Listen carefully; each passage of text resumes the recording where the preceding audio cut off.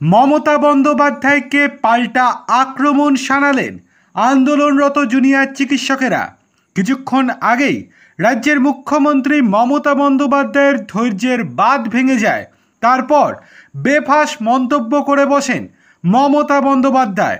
বলতে গেলে কার্যত হুমকি দেন আন্দোলনরত জুনিয়র চিকিৎসকদেরকে, আর তারপরেই তার পাল্টা দিলেন আন্দোলনরত জুনিয়র চিকিৎসকেরা।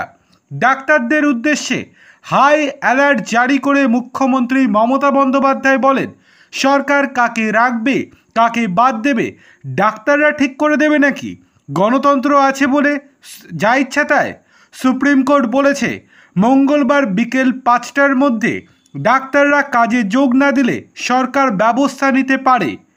এরা সুপ্রিম কোর্টকেও মানছে না, তবে আমরা এখনই কোনো ব্যবস্থা নিচ্ছি না, সময় দিয়ে যাচ্ছি। আবার সুপ্রিম কোর্টের নির্দেশকেও তো মান্যতা দিতে হবে। অর্থাৎ হুমকি দিচ্ছেন মমতা বন্দ্যোপাধ্যায় ডাক্তারদেরকে, এটা পরিষ্কার।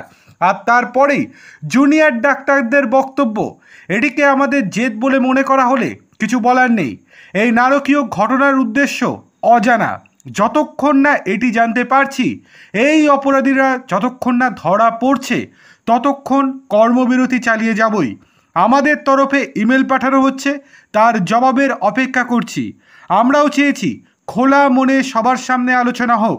মুখ্যমন্ত্রী অভিভাবক, সেক্ষেত্রে উনি থাকবেন কিনা তার নিশ্চয়তা নেই। এটি কোনো জেদ নয়, এটা অধিকার আমাদের।